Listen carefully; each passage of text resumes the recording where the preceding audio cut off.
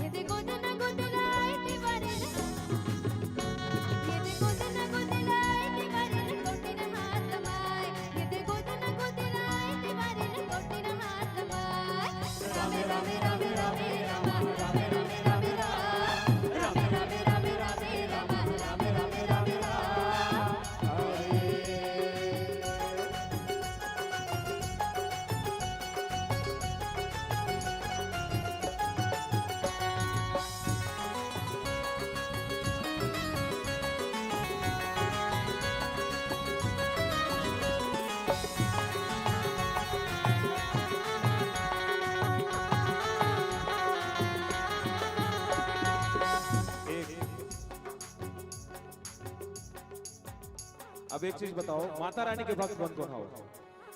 तुरंत हाथ उठी बोला मानव रही से। तो अब थोड़ा सा रुख ला मोड़ा था। त्योहार गीत के बाद माता रानी के गाना आप सभी के समझ प्रस्तुत करा था।